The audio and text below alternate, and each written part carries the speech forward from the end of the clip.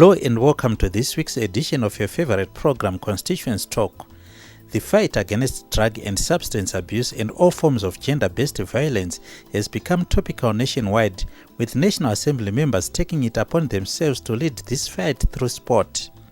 Honorable Ronald Robson Nyathi of Shurugwi North partnered with the Ministry of Youth, Sport, Arts and Recreation and organized a massive sporting series which started from village to ward level and culminated to the final event held at Musavezi Primary School. The reason why we decided to do these games, takaona kuti there is a lot of moral decadence in our youth, especially this time whereby we are losing a lot of our youth because of drugs.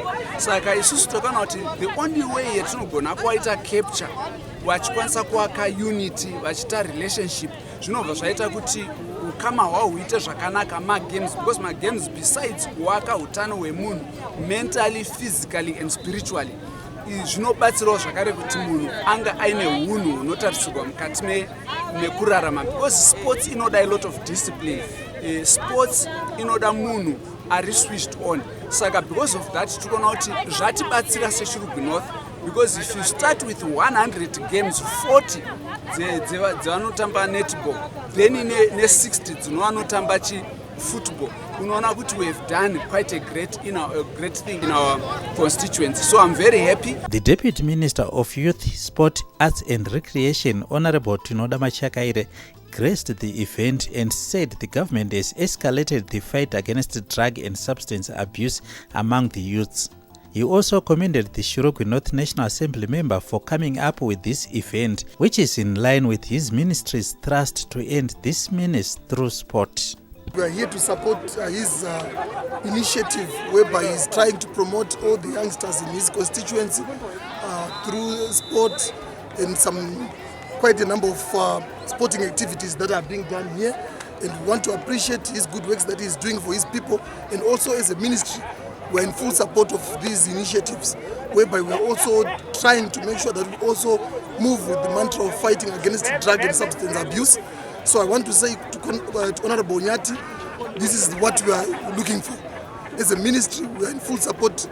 Even in all the other constituencies, we want to make sure that the word is spread all over the country to make sure that we fight against drug and substance abuse through sport and through other initiatives. So we all want to encourage all the other fellow members of parliament, other senior government officials through their areas to make sure that we come up together and fight and have one position of fighting these issues, problems that we are facing as a nation. Honorable Machakaire and Honorable Nyathi officially opened the two major sporting disciplines, soccer and netball, by taking it to the field of play to demonstrate their sporting prowess, much to the delight of the thousands who braved the rains and came to enjoy the sporting extravaganza.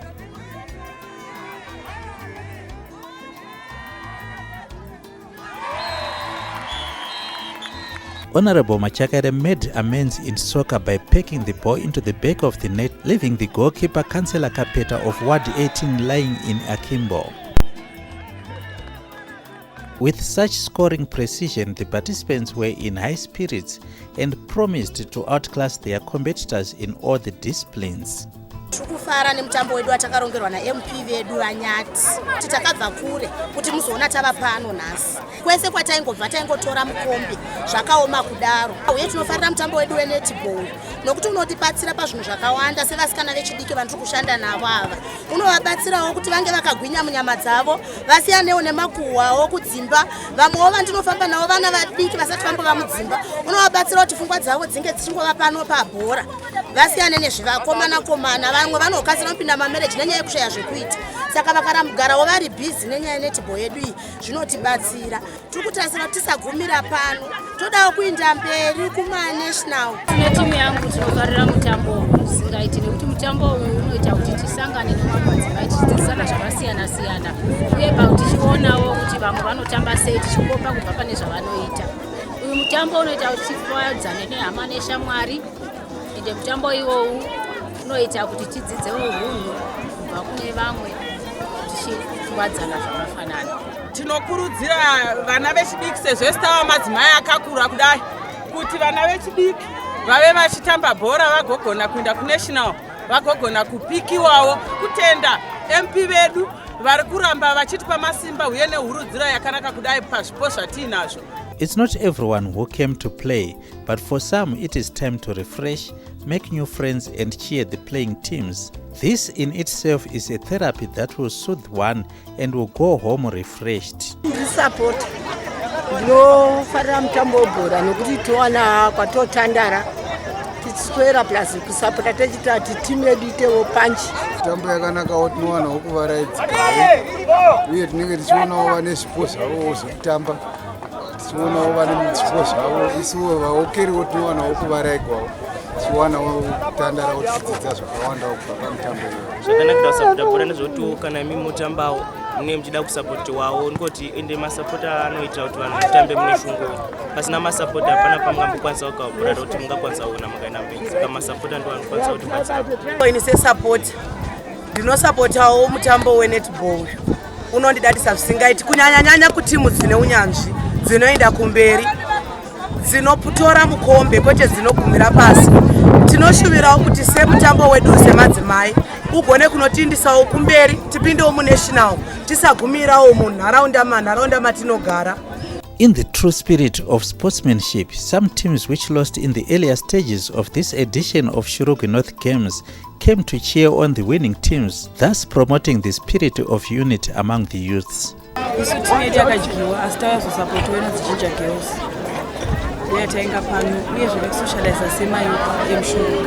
Takatamba magames edu tikadyiwa tauyawo as a team kuzokurudzira community yedu sevanhu vatinogara navo, also tichiuyawo netheme yedu yekuti no to drug abuse, also teaching them kuti vasiye drug abuse. Izvi zvinhu zviri kukanganisa community yedu especially kumayouth. Isusu tauya tichimobilizwa kuti tisaita zvamadrugs, tisaita zvisina basa semayouth. Let's take a short break, and when we return we give you more on the Shurugwi North Games 2022. Please don't go away.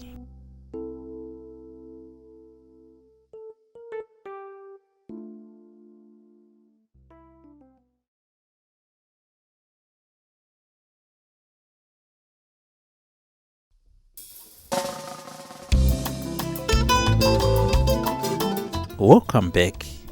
By participating in this tournament, the players' dreams of making it on the big stage are firmed. They look forward to sporting icons such as Marvelous Nakamba and Tinoka Dewere, who have proven that sport is big business. Semtambo yatikuita mazuvano inogona kubatira pakuimprove standard of living yedu sevanhu vanenge vagonawo kutamba bhora togona kunongwa tikaendawo kutown tikanotambirawo mberi zvichienda.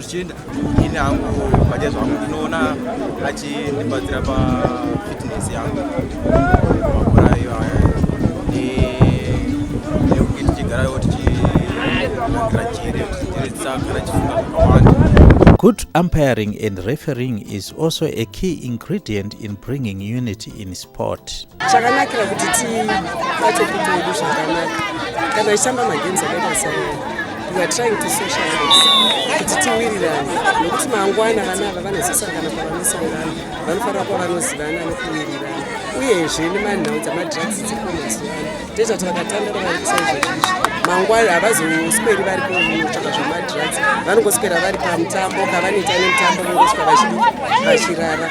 Chakanakira kuti fairness ndechekuti ivo vana pachavo nesu maampires tobva tawirirana nokuti tichiita zvinhu zvimwe chete tikaridza tikati apari wrong tese tichiungana zveshuwa kuti apa pari wrong. Sport has multiple benefits both at individual and community level.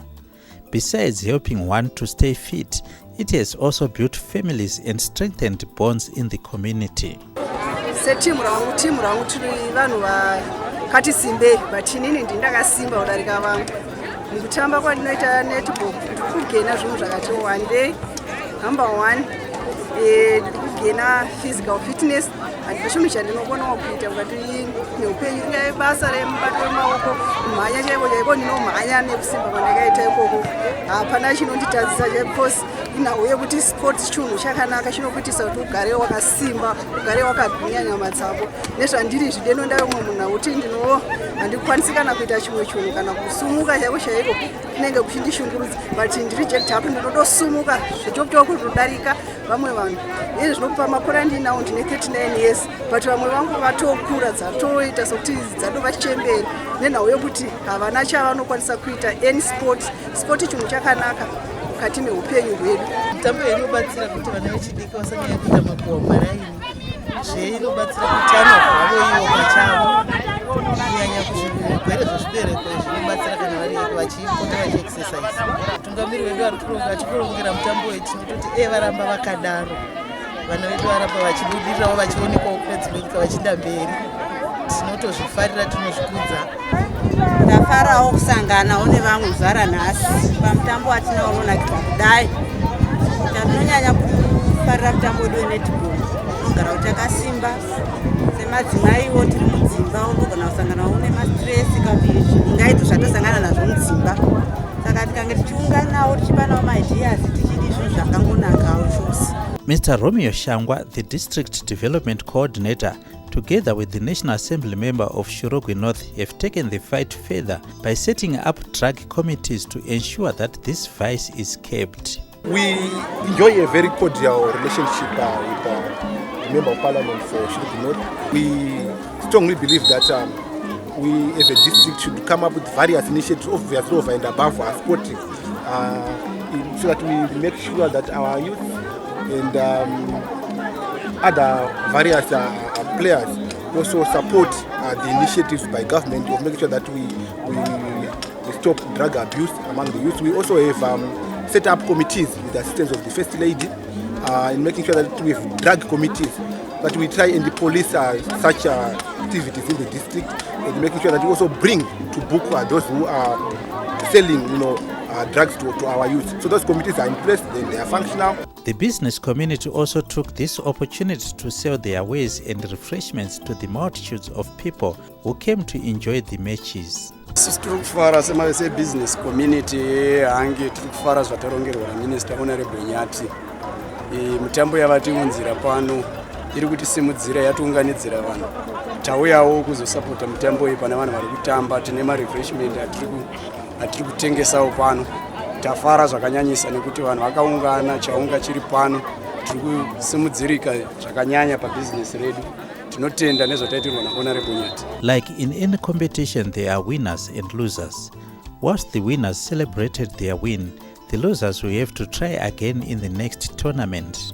Kufara isi ward 1 tawina mawinura tenge taita tachinge takamirira so takakombaina mateams tikazorova hedu teams edu dzanga dziripo mbiri dzatosangana nekupedzera Eben nekutaura tarova pa final this game, saka tiri kufara kuti tawina. We are proud as a team. Isusu tafara tichiwina ende vasikana vedu tatisatazire kuti vachawina nekuti vatachitamba navo vavachiwajinja kuti vanowina, asi tinofara chaizvo singaiti vasikana vedu vawina. The prize giving ceremony was disturbed by the rains, but that did not water down the spirits of the players. The winning teams walked away with sporting kits, balls and prize money, but no one went home empty-handed, as all the teams that participated in this tournament received an array of prizes including balls.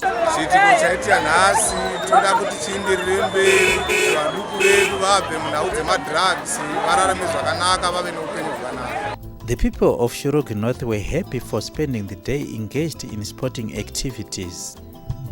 Honorable Simbarashe Mbengegwi graced the occasion and said these activities are instrumental in nation building as the youths meet and share ideas. Nyaya yokuronga nokumobiliza mayouth ndiyo future yenyika. Tinoremekedza kuvaka nyika yedu. President wedu vamunangagwa vanogara vachingoti nyika inovakwa navene vayo. Saka isu tisuve nevenyika tinofanira kuti tiivake. Asi ramangwana renyika rinogona kungovakwa kana vechidoko vakakwanisa kuva negwara rakajeka, gwara rakati tasa, kuti nguva dzavo dzavanenge vasina zvokuita vane zvokuita zvisinei nounhu. Nokuti vazhinji vari kuchema kuti vana vechidoko vava kutora zvinodhaka, vava kushaya discipline, vava kudii. Kazhinji kacho kushaya zvokuita. Zvino kana pane zvirongwa zvakadai dzinogara zvichiitiwa mumatunhu ose zvinoita kuti vechidoko vanogara vane zvimwe zvavanokwanisa kuita, vanogara vachikwanisa kusangana navamwe vavo. Pakusangana ipapo vanogona kupana mazano. Honorable Nyathi thanked the Deputy Minister of Youth, Sport, Arts and Recreation for gracing this event and the commitment exhibited by his ministry staff in the preparation of this tournament right up to the final day. Ndinoda kuti nditende zvikuru nekuya kwaita our Deputy Minister we-Ministry of Youth, Sports and Recreation. Nekuti speech yavapa kuvanhu vedu maona kuti pane mayouth akawanda zvikuru kwazvo, yabata zvinhu zvakakosha zvikuru kwazvo pamusoro peupenyu hwevanhu vedu nekuwaka ramangwana ravo riri nani. So by simply coming here, we feel very blessed because it is the ministry that has visited us here in Shurugwi North. We are very, very impressed, we are very happy, and we are also want to thank his ministry nesupport etinoona kubva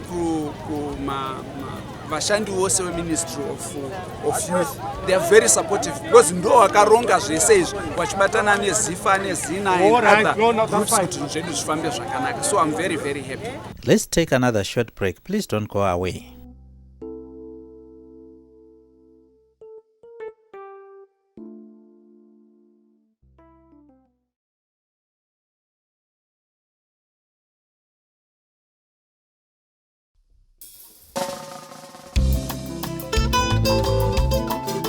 A player who was supposed to feature for the team from Ward 1 lost his life the night before the tournament. His team went on to win the top prize, and what a befitting way to honor him. Honorable Machagari in his address paid tribute to this sportsman.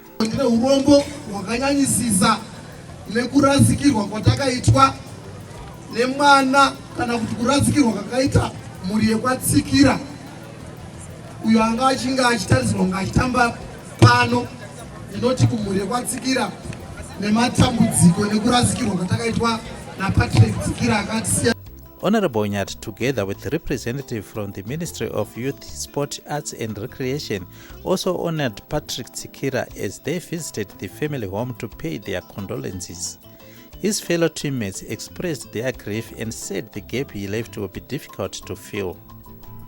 Hatizivi tine zvizhinji zvatisinganzwisisi pamusoro perufu. Hatigoni kumira tichiti pamwe nguva yake inge yakwana nekuti hatizivi zvakawanzika nerufu. Asi chatinoziva ndechekuti kana toerenga bhaibheri tinongoziva kuti kune vachaponeswa ndo vachaziva zvakawanzika pamusoro perufu, kuti zvifambe zvakadai zvakafamba sei.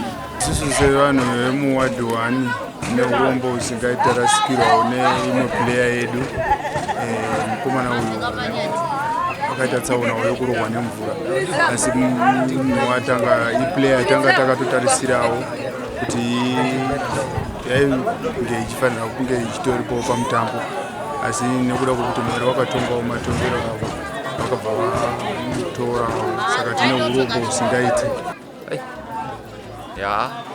Hatisiya pakaoma zvekuti tatakatotarisira zvinhu zvakanaka kubva kwaari, asi tanyanya kugwadziwa zvakadarikisisa. Chema chako cheko tine tariso kuti ramangwana rake anga achiri mwana mudiki, anga achine upenyu, atosiya chimwana chidiki nemukadzi. Tiri kugwadziwa zvakanyanyisa pamunhu, asi hatina zvatingaita hedu nekuda kwokuti ndo zvitipa upenyu kutonga kwaMwari. In another sad incident, 9 blocks and 4 teachers' houses and electricity lines were badly damaged by rains at Tongogara High School. This comes at a time when learners are sitting for their final examinations, and this will definitely affect them. We had heavy rains that affected the school adversely. 9 blocks were affected and 4 teachers' houses again. The asbestos sheets were broken into pieces. Electricity was also affected. You find we have about 4 poles, electricity poles that are down, that were put down by the wind. There was a scenario when students were writing their exam, science examination, and they were affected, and the roof was blown off, and they had to change to write their examination in another lab, and this adversely affected our students. Honorable Nyathi visited the school to assess the damage and also help in finding mitigatory measures so that lessons and examinations are not disturbed.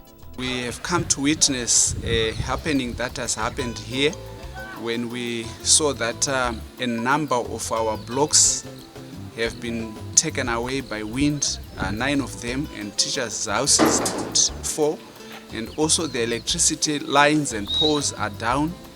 This situation is not very good because it's the second time that it has happened here at this school. Our President, Comrade Emerson Dambudzo Mnangagwa, has come back from COP27 where he was talking about the importance of how everyone in the world should see the importance of the climate change and how we should come up with mitigatory factors in order to do away with these mishaps that are happening in our continent, in Zimbabwe and all over.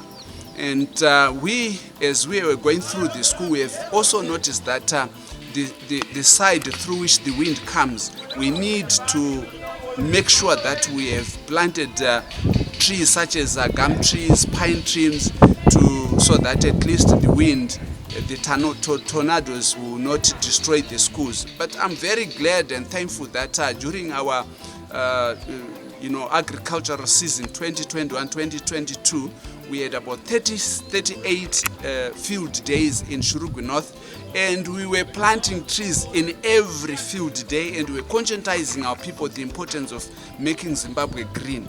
So we are very thankful because we've gotten a lot of assistance from the Department of Forestry Commission that were giving us trees, as well as Mkoba teachers training. So we are also going to work hand in hand with them to see that this school is well given adequate type of trees for making sure that when the wind comes, the school is secure.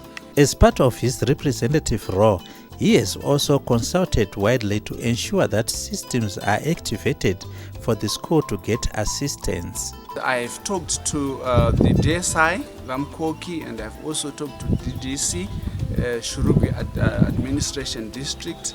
And I'll also consult with the resident minister and our chairman of Midlands Province, who is Honorable Senator Larima Vima, as to how best we can find mitigatory factors to sort out this problem as soon as yesterday. It is my clarion call to the former students and to those that are situated in Shurugwi North Constituency, and also our well-wishers that are prone, that have the desire to make sure that Zimbabwe remains the #1 country in terms of education in Africa, that we may also come up with some measures to help this school. I've gone round and seen that some of the schools, the roofs, they need to be redone so that at least we can coordinate and make sure that we rebrand this school so that it can also meet the current status of education where we are going to e-learning and so forth. The scenic Shurugwi area, commonly known as Boterekwa, has become a death trap as many lives and goods are lost, with some parts of the road getting names such as Pabucha. There is urgent need for the dualization of this part of the road.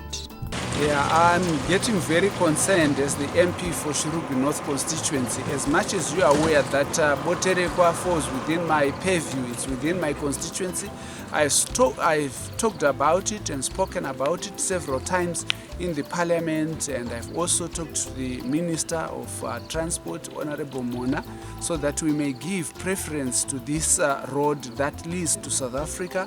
It also leads to Shavane. It links Zimbabwe and South Africa and Zambia. It's a very important road which is very, very good in terms of when we look at trade. So, we have also talked about it, that it must be dualized, because every week we are having problems here. We lose a lot of life, and as much as you know that one of the places here is now called Pabucha, because Parukufa one, almost every week. So it is my plea that I know that I've spoken to the minister and is doing something about it, but what I'm worried about, the more we delay in repairing this road, the more we have more people losing their lives. So we need the government to activate activities so that at least we can do away with this problem of people dying every week in this place, in my constituency. That's it in today's edition of Constituents Talk. To watch this and more programs, please do subscribe to our YouTube channel Constituents Talk and follow us as well on our Facebook page Constituents Talk. Let's meet again next week, same channel and same time. May God bless our beautiful nation of Zimbabwe. It's bye for now.